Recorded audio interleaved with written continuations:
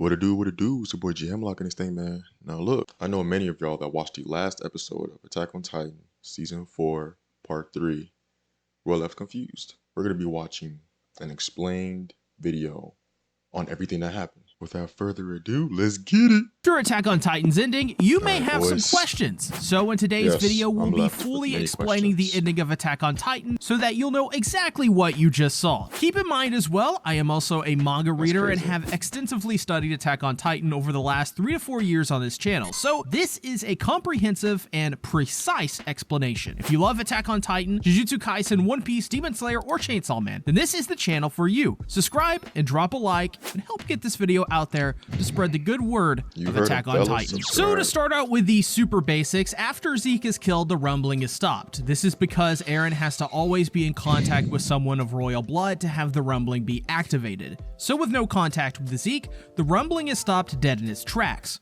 From here on out, Eren cannot reactivate the rumbling unless he somehow calls in an emergency airdrop containing Historia. Anyways, Mikasa has a sudden realization. The time Eren told Mikasa the lies about the Ackerman gene and beating up Armin cannot be their last meeting.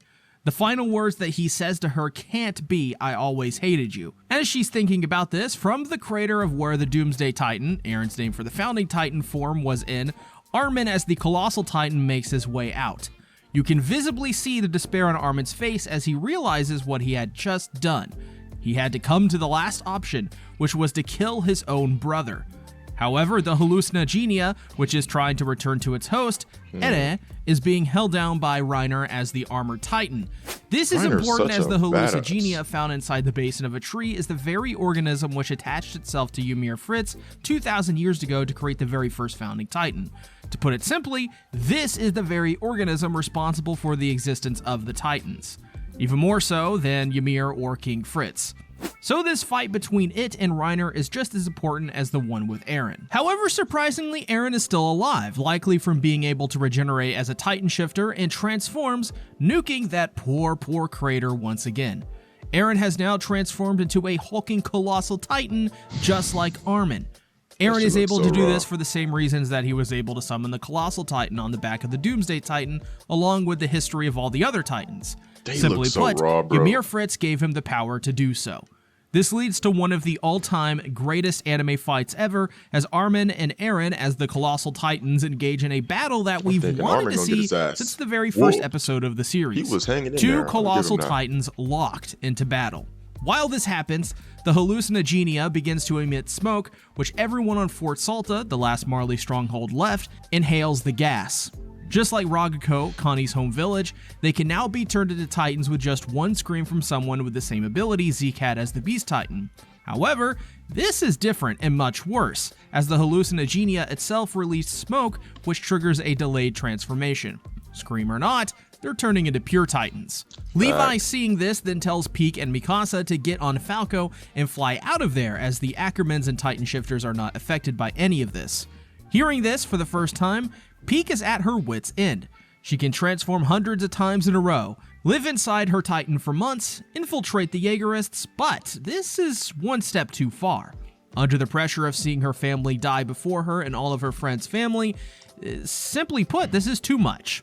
This goes to show how tough this girl is, that she's able to take on so much, and this is the final breaking point for her. Levi tells Peak that they both know what they need to do better than anyone else.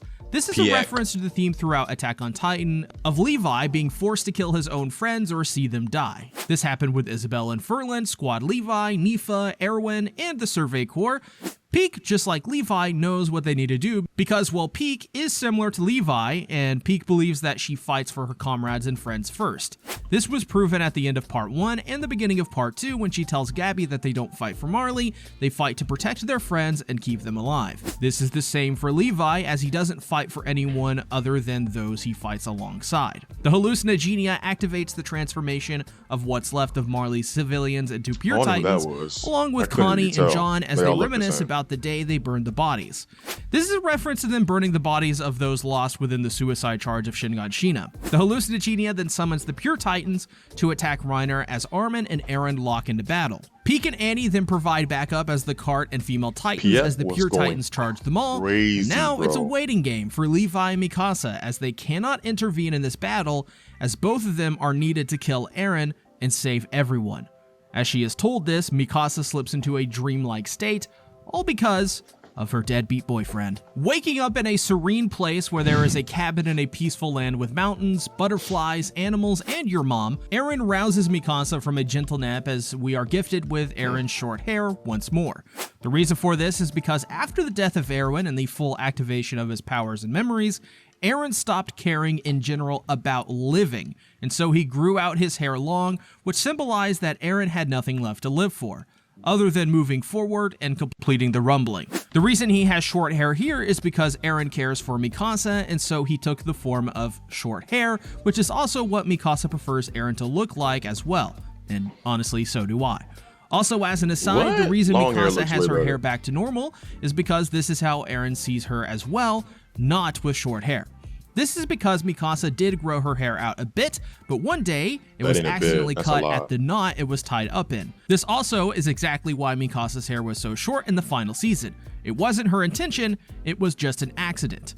And also, considering that Eren had not seen her until much later after she had the short hair, well, he didn't have much time to experience Mikasa with that hair, and so he remembers her with much longer hair. In a moment that directly mirrors episode 1, Under the Tree, Mikasa wakes up and cries suddenly. This mirrors the nightmare that Eren had in episode 1 that was in reality memories sent from Ymir and future Eren. Mikasa says she wondered why she doesn't belong here, which is when Eren says that they can't go back now, not after they ran away that night they had in Marley. This timeline they're in is basically one in which Mikasa that night, when Eren asked her what he means to her, she confesses her love and they run away together, spending the rest of Eren's life in a remote location, living peacefully. Which is also a mirror of the way that Mikasa lived with her parents, in a cabin in the woods, far away from civilization. This is a representation of Mikasa returning to her most happiest time, her childhood. So in that space of time, the war with Marley ended, and in 2 months since, the invasion of Paradis will soon begin. So running away was the only way anyone could survive, and as well, that Armin was likely already dead. He also couldn't sacrifice Astoria and continue the endless slaughter of a partial rumbling, and he couldn't destroy all of humanity outside the walls. Partial rumbling. So this was their only option, running away. This above all else confirms that Eren had no choice in activating the rumbling, as it was either he commit genocide or let Marley commit genocide. So he has 4 years left, and in reality it was her who asked him to run away with him. This means that Mikasa always made the right choice by not confessing her love to Eren, because if she did, he would have given up his dream and the world and even Armin for her. So the two embrace one final time, and Eren cuts to the chase and tells Mikasa to make him one final promise: to throw away the scarf once he is dead. This is because Eren feels immense guilt over what he put Mikasa through, and because of that, Eren feels that the best thing to happen to Mikasa would be to forget about him altogether. After all, this is the mass murderer who committed genocide and omnicide. As well, Mikasa has plenty of life left, so he wants her to be free of him. All the while, a bird flies over them freely, harkening back to the initial episode of Attack on Titan, and one of the constant reminders that humanity is not free, with the bird representing Eren's fight for freedom. However, Mikasa, despite Eren telling her this, she cannot promise something like that. So as Mikasa awakes from the different timeline, she tells Levi that, and Armin, that the place where Eren is located is inside the Colossal Titan's head. This is because Eren told Mikasa that this is where his head is located, and basically Eren is allowing Mikasa to kill him, as she's the only one he believes should be able to kill him. So Levi launches the Thunder Spear, using Hange's own invention to make a way for Mikasa to rush in, and in a split second, cut off Eren's head, as Mikasa and Eren's final moments together are back at the cabin, where Mikasa says her famous line, "See you later, Eren." The reason she states this is because this is not a goodbye. She plans to see him again when their time is up. Holding the severed head of Eren as Ymir looks upon them with a smile, Finally, Mikasa and Eren get their kiss as Mikasa breaks the generational-long cycle Imagine turning of around hatred and looking at between Ymir, Marley and Eldia. fuck are you Just doing as here, when dude? Mikasa got her final moments, Eren also talks to Armin, and it's revealed that Eren beat up Armin because he was so desperate to get Armin and Mikasa away from them to create distance and protect them, especially from himself. Also, he made sure to do this because it had the perk of making anyone who killed him look like the heroes that saved humanity. Especially if it was Eldians, as it would instantly change their outlook as they'd be the ones who stuck by humanity and saved everyone in the end, despite them being called devils and sinners in the past. Armin, realizing that Eren is setting them up to be essentially heroes and like the Tiber family, tells Armin that they won't be able to fight back for a long time as 80% of the world was destroyed by Eren, so he tells Armin to walk with him as they talk about Ymir Fritz. As a side note, the reason they're back at the docks as kids is because, like Mikasa, this is the time Armin wished he could go back to, when they were kids on the docks just being innocent little fucks. Eren shows Armin burning water, which is magma seeping from an erupting volcano, and Eren says that for 2,000 years now, Ymir has been obeying King Fritz. After all he's done to Ymir, she continued to obey him.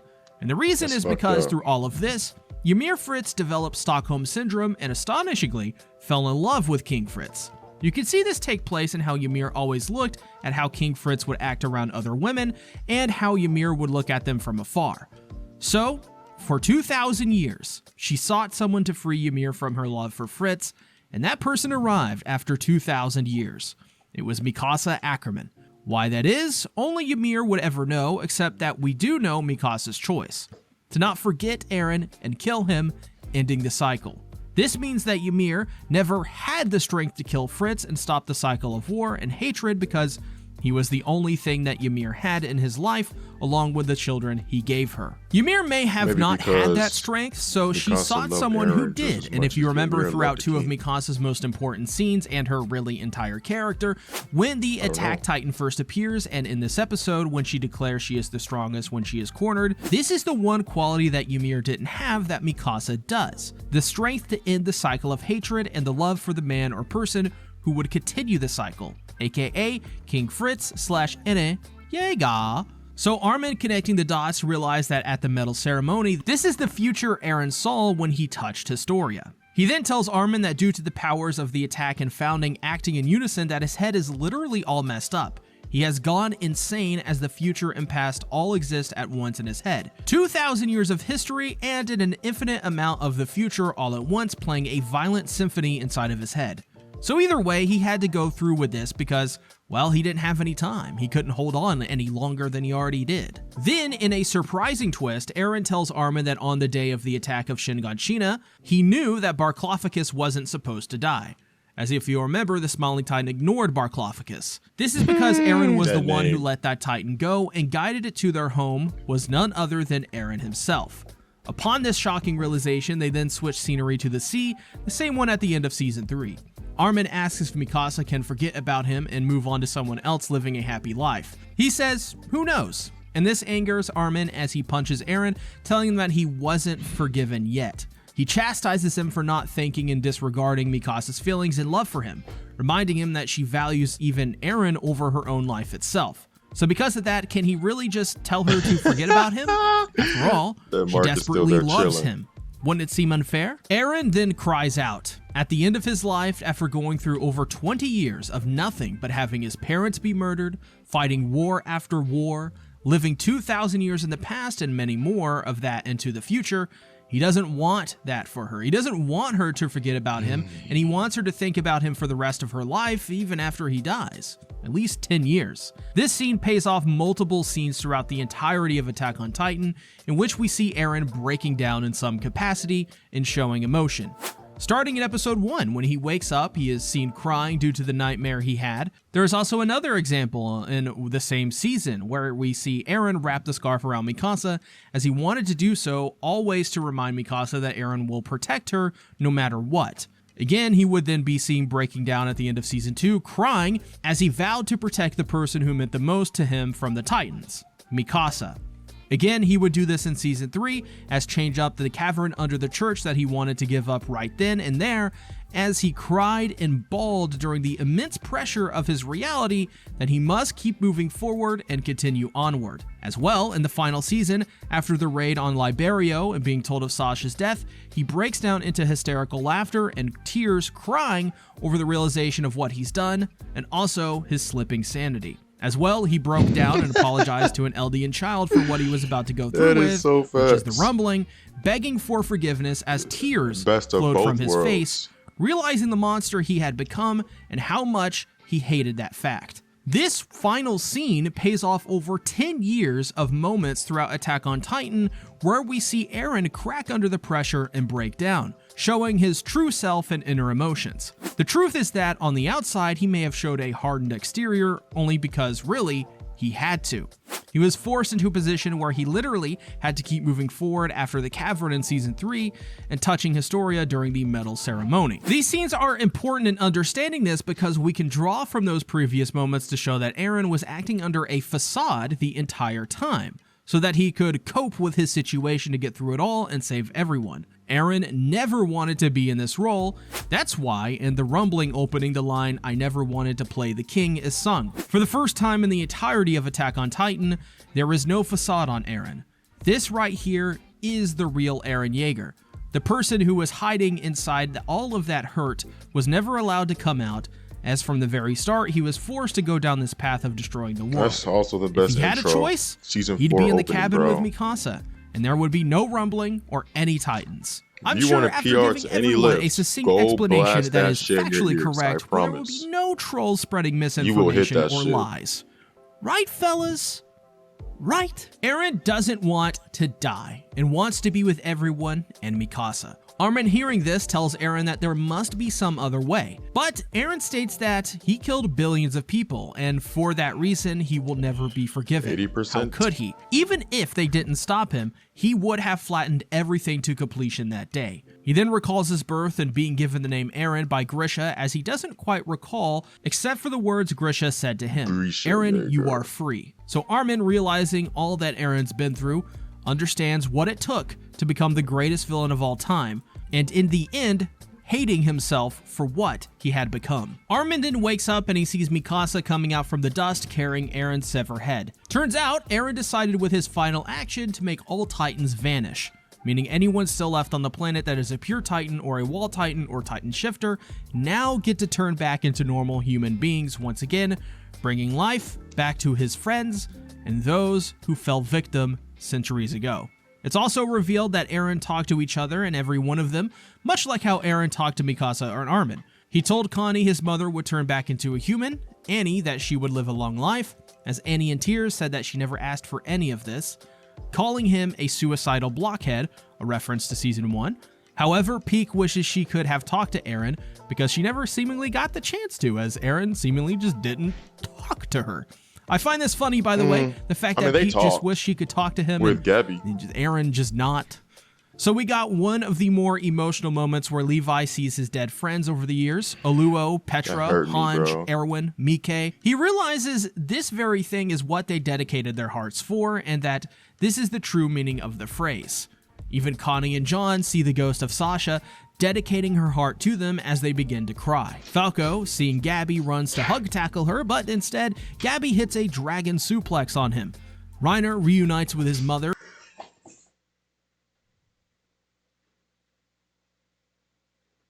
Are you recording a video? Yes.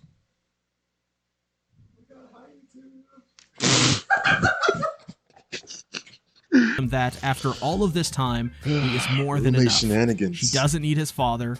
All she needs is her son. So Mikasa then goes to lay Eren to rest under the tree, the place he loved to rest in episode 1, and the very first place we saw Eren in episode 1 of Attack on Titan is now the final resting place in the final episode. After that, Secretary Mueller is confronted by the Eldians as they inform them that the Titan power has vanished and that Eren Yeager is dead. At first, they're clearly distraught and ready to fight, but Armin puts a stop to that as he announces himself as an Eldian from Paradis, the very one that killed the Attack Titan, Eren Yeager. As this happens, Mikasa meets with Ymir, For the first time ever, we see her eyes clearly as she smiles, and Mikasa thanks her for allowing her to exist and meet Eren in this world, as she understands exactly what she was going through with her long, nightmarish love for King Fritz. 3 years later, we see Historia raising her daughter after the day which is known as the Battle of Heaven and Earth. Those who survive that day will forever live with the trauma of that day, and as the world goes through all of this, new fears arise. Because of this, the nation of Eldia have formed a new army controlled by the Jaegerists out of fear of retaliation for those left on the other side of the sea. And the crowd, as the new Jaegerists chant, we can see Hitch and Rico there, still doing their thing as Nicolo and the girl that Sasha saved, Kaya, are in the crowd. The fight that was started that day will never end, not until Eldia ceases to exist, or those on the other side cease to exist, just like before. As the former Titan shifters on the boat travel to meet with Historia and the Jaegerists, they all sit around a table as Armin reads out the letter that Historia sent them. Annie asks Armin if any of this is going to work, to which Armin says they betrayed the island, killed the most revered man of all Eldian people, Eren, and to make matters worse, they are now the ambassadors of the allied nations over the sea. While Peak wouldn't be surprised if they attacked them right here, Connie reminds them that her first move was to protect John's family and his mother. Above all else, though, is that when they see them, they'll want to know their story of how the two groups of people that were trying to kill each other initially were able to wake up and put it all behind themselves to fight to save the world and then advocate for peace. While this is happening, Mikasa is waiting for them to come visit Eren in his grave at the very same tree from episode 1 of the series, as we see that Paradis has made major progress in rebuilding as there are no more walls, only scars left on the ground from the rumbling. Mikasa says that she'll miss Eren so much, and just as she starts to cry, a bird flies down and wraps the scarf back around Mikasa, symbolizing that they are now free from war and hatred. Nightmare outside the walls Eren wanted to get rid of is now finally over. Loki, I thought that bird was gonna remembering snatch all that he scarf. did for her, remembers the most important memory of them all, the time that Eren wrapped the scarf around her to protect her and keep her warm. As time passes, Mikasa grows old, unable to walk and only using a wheelchair to get around. Surrounded by her family, she visits his grave one more time. Now seeing that Paradis has heavily industrialized with cars and giant buildings as the trees have grown even more since that day, she shows her grandchild the grave of Eren and she herself at the end of her life. Barely able to do so, is helped to put the last flower she'll ever give to Eren on his gravestone as she then passes away from old age, retaining the scarf wrapped around her by Eren from all those decades ago. Now, as even more time passes, we see the tree continue to grow over the years as the cycle of war starts once more, as decades in the future, cities are brought to ruin, and yet the only thing that remains is Eren's final resting place. Even more time passes as the tree is now colossal, and a girl who looks somewhat similar to Mikasa and her dog find that tree on the hill that started it all. This is exactly what Eren said would happen, is that war never changes, and that no matter what, no matter how much time or however big the disaster may be, humanity's need to war and conflict will always drive them back into the line of war with hatred. Attack on Titan's story is a representation of the human cycle, of how humans create conflict, resolve them, forget them, and eventually start it all over once again. The only difference is how the wars are waged. At one time, it was a Titan empire. Another, it was an oppressive country seeking control over the world with Titans to persecute the sinners of generations past. Now, it's to destroy the world once more with modern military, heat-seeking missiles. Eren could never stop conflict, but he could guarantee that his friends died in a time of peace.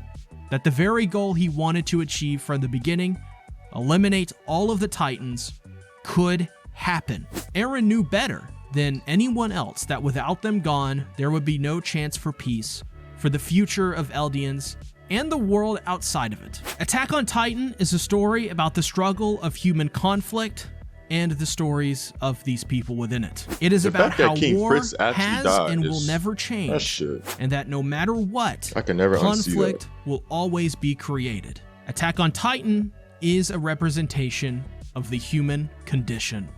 Well, There you have it, fellas. The final episode of Attack on Titan. Explained and broken down perfectly. If this video answered all of your questions, please like, comment, and subscribe. G.hemlock, I'm out.